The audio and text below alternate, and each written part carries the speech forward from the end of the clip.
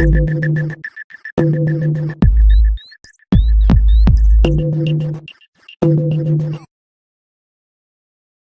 foi est-elle irrationnelle? Existe-t-il deux mondes complètement séparés l'un de l'autre? On aurait d'un côté la foi, de l'autre la pensée, la raison, la logique.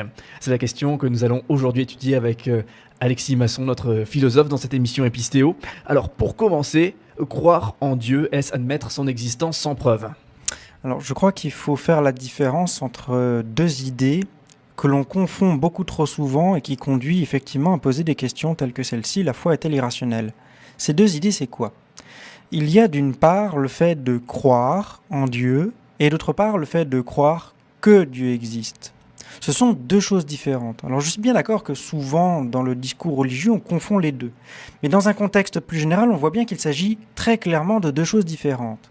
Si je prends par exemple l'exemple d'un homme politique, disons, je peux tout à fait savoir qu'il existe ou croire qu'il existe parce que je l'ai vu à la télé, parce que je lui ai serré la main, etc., etc. Il y a plein d'éléments qui me permettent de penser qu'il existe.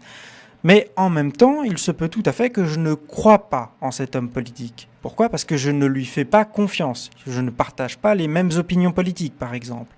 Eh bien, il en va de même avec Dieu. C'est très différent de croire qu'il existe et de croire en lui. On peut tout à fait croire qu'il existe sans croire en lui. Croire en lui, c'est exactement le sens même de la foi. Quand on regarde le mot en français foi, il traduit l'hébreu emuna, qui signifie quoi ? Eh bien, cela signifie la confiance, l'engagement et la fidélité. Croire en Dieu, c'est avoir confiance en Dieu. Ce n'est pas simplement le fait de penser qu'il existe, c'est tout simplement avoir confiance en lui. Mais pour croire en Dieu, pour avoir confiance en lui, ne faut-il pas tout d'abord penser et croire qu'il existe ? Si, bien entendu, on ne peut pas avoir confiance en quelqu'un sans penser qu'il existe. Il serait totalement absurde d'avoir confiance en quelqu'un dont on sait qu'il n'existe pas. Toutefois, il ne s'agit pas seulement de penser que la personne existe. La foi requiert, la confiance requiert quelque chose de plus que simplement, notamment, la croyance que quelqu'un existe. Il faut savoir que cette personne existe. Pourquoi ? Eh bien, tout simplement parce que quand on regarde ce qu'est la confiance, c'est-à-dire le fait de penser que la parole de quelqu'un est vraie, sa parole est vraie. Eh bien, si on pense que sa parole est vraie, on sait donc qu'il existe, puisque c'est sa parole. Si on doute de son existence, on n'est pas sûr que c'est sa parole. Donc avoir confiance en quelqu'un, c'est penser que sa parole est vraie. Donc par conséquent, on doit savoir qu'il existe.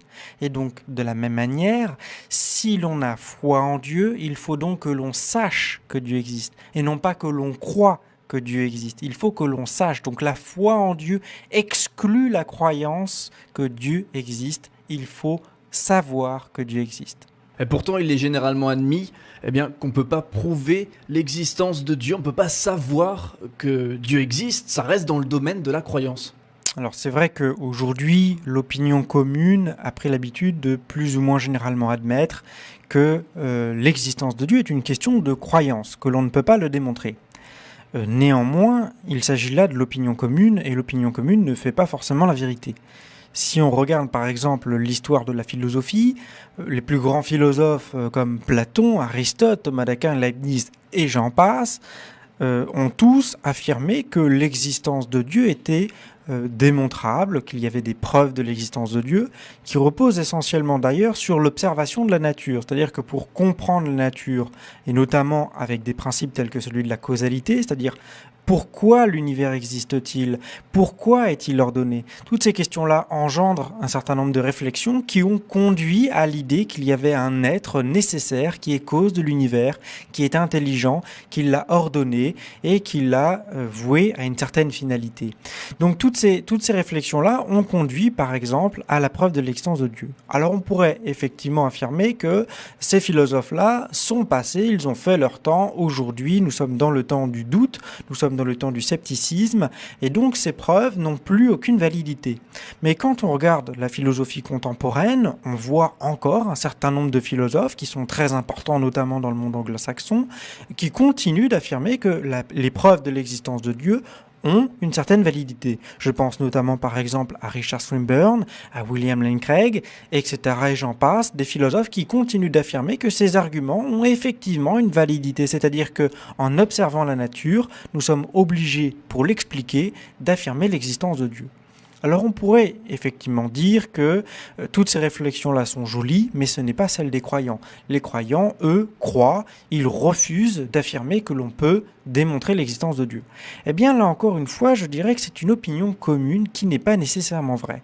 Lorsqu'on regarde par exemple les propos de l'apôtre Paul, dans l'une de ses épîtres, l'épître aux Romains, au chapitre 1, verset 20, que dit-il ? Il dit encore une fois la même chose, il suffit d'observer la nature pour en déduire l'existence et les perfections de Dieu. Alors on pourra encore nous dire que, certes, les croyants, certains philosophes affirment l'existence de Dieu. Mais qu'en est-il des philosophes athées ? Eh bien moi, là je demanderais plutôt, pourquoi les philosophes athées refusent-ils les preuves de l'existence de Dieu ? Quand on regarde un philosophe contemporain tel que André Comte-Sponville, dans l'Esprit de l'athéisme qu'il a édité en 2006, que voit-on ? Eh bien, au chapitre qui concerne les preuves de l'existence de Dieu, et notamment la preuve dont je viens parler, la preuve cosmologique, c'est-à-dire qui part par la causalité, eh bien, que dit-il ?